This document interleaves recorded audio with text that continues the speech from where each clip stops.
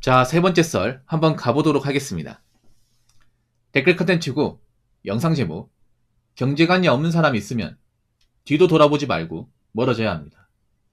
지 인생 지각 꼬는 거 생각 안 하고 항상 남 탓에, 나라 탓에, 부모 탓에 사람 변하지 않습니다. 라는 영상에 달린 댓글입니다. 근데 이런 사람이 굉장히 많아요. 경제관이 없는 사람 굉장히 많아. 굉장히 많습니다. 여러분, 대한민국 사람들이 경제관념 좋았으면 대출 같은 것도 많이 안 봤을 테고, 마통 같은 것도 많이 안 쓸 테고, 카드 리보잉 같은 것도 안 겠겠죠, 여러분? 지금처럼 대한민국이 빚공화국이 안 되겠죠? 물론 개개인마다 개인적인 사정이 있다곤 하지만, 우리나라는 지금 경제관이 없는 사람들이 많아요. 아니, 대한민국 자본주의 사회고, 자본주의 살아갈 때 가장 중요한 게 경제관념인데, 이거 없으면 나는 정말 고생하고 살겠다는 건 다를 게 없잖아. 근데 지금 경제관념이 없는 사람들이 많아요.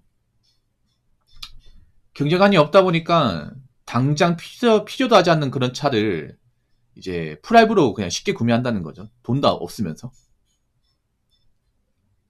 남한테 꿀리기 싫어서.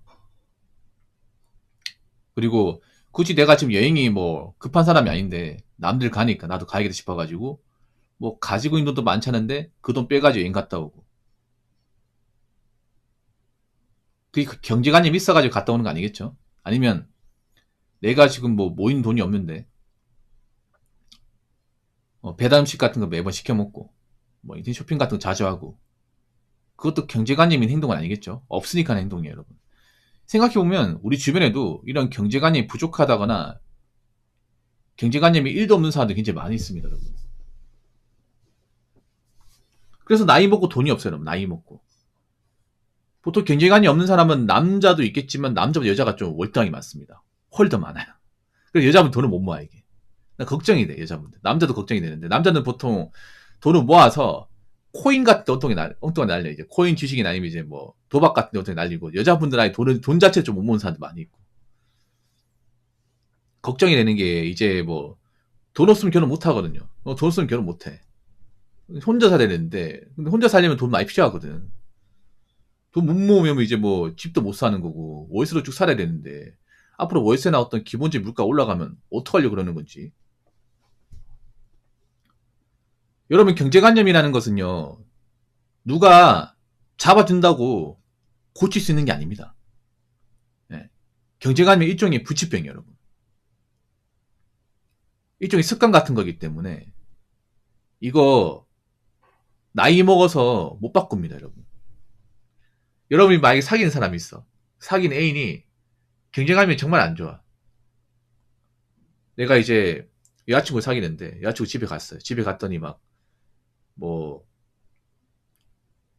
굉장히 어지럽고 정리가 안 돼 있어. 택배박스 쌓여 있고 냉장고 열어보니까 밥 해먹은 흔적 없고 배달 음식만 있어요.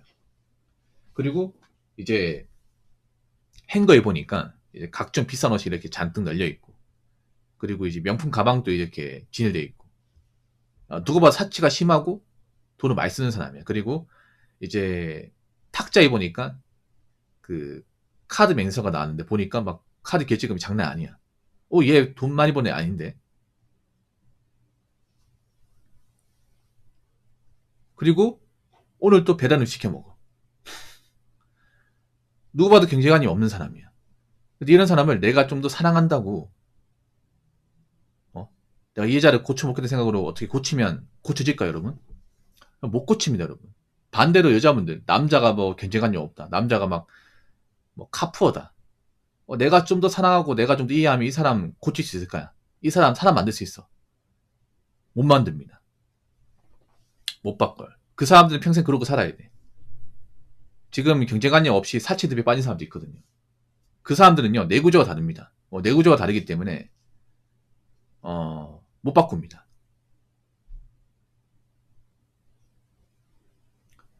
괜히 그런 사람하고 있으면 여러 가지 불편한 일이 많이 생겨. 보통 경제관념 없는 사람들이 문제가 뭐냐면 돈이 없어요. 돈을 버는데 돈이 없어요. 그러다 보니까 여기저기 주변 사람들한테 돈을 빌립니다. 돈을 빌려서 안 갚아요. 그리고 자꾸 열심히 사는 사람들한테 태클 겁니다. 저런 사람들이. 저렇게 막 사치 부리고 하는 사람들이 어떻게 태클 거냐면, 예를 들어 이런 거지. 뭐 남자들끼리 있으면 차가 있어요. 그 카포는 차가 있어. 난 차가 없어. 난 뚜벅이야. 뚜벅인데 사는데 불편함 없어. 나중에 뭐 돈 모아서 여유가 되면 그때가 차를 살려고 그래. 근데 그 차 있는 카푸어가 차 없는 이제 뚜벅이 친구를 막 무시를 해요. 야, 너 어떻게 된 게 나이가 그만큼 먹고 차가 없냐? 쪽팔리기 싫이. 어? 야, 직장 다니 차부터 뽑아야 될 거 아니야.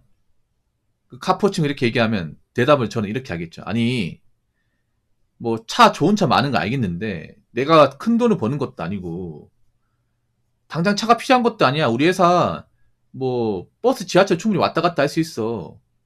그리고 이 동네 찾을 데 없어. 그리고 너처럼 그렇게 할부로 막 찔러서 차 굴리게 되면 차 할부금 이 집이 내고 나면 남는 게 없어. 돈도 안 모이는데 그럼 어떡할 거 그러면. 이렇게 만약에 이제 대답하잖아요. 그러면 카포친 것도 어떻게 얘기하냐면, 야, 그런 일이 다 따지면 차를 어떻게 모냐? 젊을 때 이런 좋은 차 몰아봐야지. 그래야 여자도 꼬시고 놀러도 댕겨. 그런 거 아니야? 야, 너같이 그렇게 버스 타고 왔다 갔다 다니는 그 뚜벅이한테 어떻게 여자가 생기냐? 나 같아 싫어하겠다. 뭐 이런 식으로 얘기를 해요. 대도 안 하는 얘기를. 근데 그런 카푸어들을 보면 뭐 여자를 다 사귀는 것도 아니거든요. 이상한 사람 많이 사귀어. 이상한 사람은. 멀쩡한 사람 사귀는 게 아니다. 아니 못 사귀는 경우도 있고. 아무튼 그 경제관념이 없고 돈을 못 모으고 사치가 심한 사람이 있으면 이 사람은 못 고칩니다. 네. 이런 사람들이 이제 연애 결혼 단계에서 걸리면요, 그냥 가차 없이 끝내셔야 돼. 가차 없이. 뭐 이 사람이 뭐 외모가 괜찮기 때문에 더 만나고 싶어. 아니면 그냥 결혼까지 가고 싶어. 네, 그러면 개고생합니다. 나중에. 두고두고 후회해요. 그리고 지금 대한민국에 경제관념 부족하거나 경제관념 자체가 없는 사람들이 굉장히 많습니다. 구분하셔야 돼요, 여러분. 자, 댓글 한번 읽어보도록 하겠습니다. 문제는 경제관념 없는 사람이 가족이면 정말 노답입니다. 라고 적어졌습니다. 이런 경우 있어요. 뭐냐면 나는 경제관념이 있어. 나는 막 월급 벌어서 아껴 쓰고 하는데 집안 식구 중 한 명이 항상 사고를 쳐요. 이런 경우 있습니다. 예전에 사연도 몇 번 받은 적이 있는데 뭐냐면 나는 어릴 때부터 집안 먹이 살려고 일을 해요. 일을 해가지고 매달 버는 돈을 이제 적금 넣고 미래를 도마는데 문제는 이 아버지라는 사람이 계속 이제 뭐 사업한다고 일 벌려가지고 망해가지고 그 빚을 자식들이 대신 갚아요. 그러면 자식들한테 뭔가 미안한 감정 가지고 더 이상 사업 같은 거 하면 안 되잖아요. 근데 또 하고 있어 이게. 그런 경우 있고 아니면 이제 집안 형제 중에 한 명이 망나니야 망나니. 네. 형 그래도 나가서 열심히 일하는데 동생이 자꾸 이제 코인 같은 거 해가지고 돈 날려먹어. 그렇다고 집이 잘 사는 것도 아니야. 부모님은 네 동생 이러다 뭐 나중에 인생 망친다. 네가 형이니까 좀 도와줘라. 막 이런 식으로 얘기해. 나 도와주고 싶지가 않아. 지가 벌린 거 지가 알아서 해결해야지. 그걸 왜 저한테 해달라고 하십니까? 저 출가 외인이고 이미 밖에 생활하는데. 이런 경우가 있습니다, 여러분. 경제관이 없는 사람이 가족이면 뭐 가족관계 끝내야죠, 여러분. 그럴 각오해야 됩니다. 이게 무슨 말이냐 하면 여러분 분명히 가족 중에 이런 사람도 있어요, 여러분. 가족 중에서 엑스맨 같은 사람이 있습니다. 나는 열심히 돈을 버는데 누군 한쪽에서 돈을 날려. 일을 크게 벌려요. 이런 사람이 있으면요. 안 물까고 해야 됩니다. 안 물까고. 부모가 이런 사람이면 부모님하고 좀 의절해야 됩니다. 형제 중에 이런 사람이면 웬만하면 겸상하면 안 됩니다. 안 보고 살아야 돼. 이렇게 말하면 극단적이죠. 아니 붕어요. 그래도 피를 나는 그런 혈연지간이고 피는 물보다 진하지 않습니까? 아니 물보다 진하면 어쩌라고요. 내 인생 말아먹고 생겼는데 그런 사람 때문에. 아니 뭐 네 피는 물보다 진하고 그래도 기본적인 약간은 해야 될 거 아니야. 아니, 남보다 못한 관계인데, 그딴 관계가 뭐가 중요합니까, 이게? 어? 자꾸 일만 벌리고, 대책은 없고, 그렇게 뭔가 돈 관리 못한 사람 때문에, 돈 날리는 사람들 때문에, 남아인 가족도 힘든데, 그게 어떻게 가족입니까? 가족이면 적어도 자기 앞가림하고, 가족 구성원들한테 짐이 되면 안 되죠. 완전, 자기 잘못된 것 때문에 남은 가족들 전부 다 힘들게 만드는데, 그게 어떻게 가족입니까? 차라리 안 보고 사는 게 낫지. 안 그렇습니까? 그래서, 여러분들 경제적으로 있잖아요. 뭐 좀 문제가 있다거나 사고 치는 가족이 있으면 안 볼 각오 해야 됩니다. 안 보는 가족도 여러분 있습니다, 여러분. 왜냐하면 그 사람들 때문에 내 인생까지 잘못되면 안 됩니다. 이런 경우 있어요, 여러분.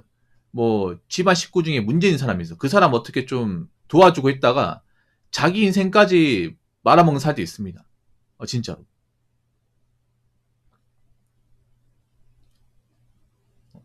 가족들이 뒤스톱하다가 본인 인생은 뒷전인 경우도 많이 있어요. 그럼 누가 보상해줘? 그 가족들이 뭐 책임져주겠냐고요. 책임 안 줄 거 아닙니까? 그렇기 때문에 아무리 가족들이 뭔가 이제 문제를 일으켜도 내 인생도 소중한 거야. 그러니까 내가 1도 도와주지 말라는 게 아니에요. 적당히만 도와주고 빠지라는 겁니다. 무조건 무신양면으로 내 몸 바쳐가지고 희생해서 도와줘봤자 나만 고생해, 나만. 그거 아무도 안 알아줘요. 그렇기 때문에 뭐 도와줄 수 있으면 도와주되 한두 번 도와주고 이 사람 못 고쳐먹는 생각하면 그냥 손 떼야 됩니다. 손 떼고 연락 안 받고 남남처럼 지내야 됩니다. 그래서 가족 관계에서도 돈 문제로 말썽 일으키면 안 됩니다. 서로 간에 피해주면 안 됩니다. 그럼 더 이상 가족이 아닙니다. 아시겠죠? 자, 이상으로 세 번째 썰 마치도록 하겠습니다.